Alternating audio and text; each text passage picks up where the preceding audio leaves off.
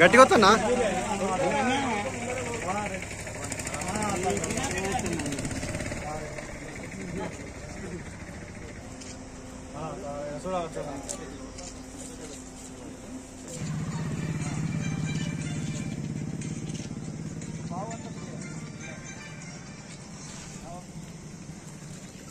Good morning అండి. మా ఆహ్వానాన్ని మన్నించి వచ్చిన మీడియా మిత్రులందరికీ ధన్యవాదాలు. ఇదివరకు ఏంటంటే పోయిన సంవత్సరం డిసెంబర్ 15 నాడు మా కాలనీలోనికి భూ కబ్జాదారులు అక్రమంగా ప్రవేశించారు. భూములను కూల్చడం జరిగింది. డిసెంబర్ 15 నాడు జరిగింది సంఘటన. దాని మీద మేము సిపి గారిని కలిసి కంప్లైంట్ ఇవ్వడం జరిగింది. సిపి గారు ఏంటంటే టాస్క్ ఫోర్స్ ఏసీపీ గారికి అసైన్ చేశారు. టాస్క్ ఫోర్స్ డిపార్ట్మెంట్ తరఫున విచారణ జరిగింది. ఆ విచారణలో కంప్లీట్ 20-30 ఏళ్ల నుంచి ఉన్న లింక్ డాక్యుమెంట్స్ అన్ని కూడా వాళ్ళు చెక్ చేసుకున్నారు. 2009లో కూడా లేఅవుట్ పర్మిషన్ ఇచ్చింది. అన్ని పరిశీలించిన తర్వాతనే మాదే కరెక్ట్, మేమే పొజిషన్లమని పోలీస్ డిపార్ట్మెంట్ నిర్ధారణకు వచ్చిన తర్వాత అవతలి వారిపై కేసు నమోదు చేయడం జరిగింది. ఆ సంతోషంలో మేము ప్లాట్ సభ్యులమందరము సిపి గారికి ధన్యవాదాలు చెప్తూ పాలాభిషేకం చేశాము. ఇది అంటే కృతజ్ఞతా భావంతో, వేరేం లేదు. Thank you very much.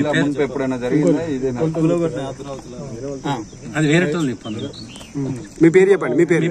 నా పేరు శ్రీరామ్ రెడ్డి అండి. ఇదివరకు ఏంటంటే 2014లో కూడా ఇదే టైప్ లో ఈ మెయిన్ రోడ్ వెంబడి కొన్ని కూల్స్తే 2014లో కూడా అదే వ్యక్తుల మీద ఎఫ్ఐఆర్ జరిగింది. అప్పుడు కొన్ని రోజులు సైలెంట్ గా ఉన్నారు. మళ్ళీ 2019లో కూడా వచ్చారు. అప్పుడు కేసు అవ్వలేదు కానీ, ఎఫ్ఐఆర్ అవ్వలేదు కానీ అంటే మేము ప్రతిఘటించడంతో వెనక్కి తగ్గారు. సో కొన్ని రోజులు ఆగుతున్నారు, మళ్ళీ కొన్ని రోజులకు వస్తున్నారు. ఈసారి మాత్రం మన సిపి గారు టాస్క్ ఫోర్స్ కు ఆదేశించడంతో పూర్తి డీప్ గా అనాలిసిస్ చేశారు. ప్రతి కాగితాన్ని మాది చూశారు, వాళ్ళే చూశారు. మేము చూపెట్టిన కాగితాలతో వాళ్ళు సంతృప్తి చెందారు. 2006లో కట్టిన కాంపౌండ్ గోడ అండి. కాంపౌండ్ గోడ సుమారు 1 కిలోమీటర్ లెంత్ ఉంటుంది. 1 కిలోమీటర్ మొత్తం 182 ప్లాట్లు ఉన్నాయి లేఅవుట్లో. 182 ప్లాట్లను కలుపుతూ కాంపౌండ్ గోడ ఉన్నది. 2005లో అప్లై చేశారు. యాక్చువల్గా పట్టేదారులు లేఅవుట్ కోసం 2005లో అప్లై చేశారు. 2006లో గోడ కట్టడం జరిగింది. గోడ, రోడ్లు అవన్నీ డెవలప్మెంట్ అయ్యిండే. కావస్తే అవతలి వాళ్ళు అబ్జెక్షన్ చెప్పడం మూలంగా 2000 అబ్జెక్షన్స్ అన్ని పరిశీలించిన తర్వాత వాళ్ళది కరెక్ట్ కాదని నిర్ధారించి 2009లో కూడా లేఅవుట్ ఇవ్వడం జరిగింది.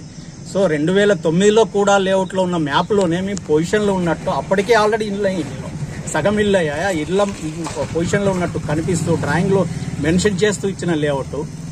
ఆ తర్వాత కూడా వాళ్ళు అభ్యంతరాలు చెప్పేసి మార్ట్గేజ్ ప్లాట్లు రిలీజ్ కాకుండా చాలా అవాంతరాలు సృష్టించారు. హైకోర్టుకు వెళ్లారు. హైకోర్టులో కూడా వాళ్ళు సెల్ఫిష్ కోసం వాళ్ళ ఎవరైతే అక్రమదానులు వస్తున్నారో వాళ్ళ స్వార్థ ప్రయోజనాల కోసం బ్లాక్ మెయిలింగ్ చేయడానికి, డబ్బులు గుంజడానికి చేస్తున్నారని నిర్ధారించి కోర్టు జడ్జిమెంట్లోనే రాసింది. వాళ్ళ స్వయం లాభం కోసం చేస్తున్నారు, వాళ్ళది తప్పు అని చెప్పేసి. ఏమైనా ఉంటే వాళ్ళను సివిల్ సూట్ వేసుకొని రావాలని చెప్పింది. కానీ వాళ్ళు ఏం సివిల్ సూట్ వేసుకోలేదు. ఇదివరకు ఇండివిజువల్ వేసిన సూట్లన్నీ కూడా డిస్మిస్ అయిపోయాయి. వాళ్ళకి ఏదీ లేదు.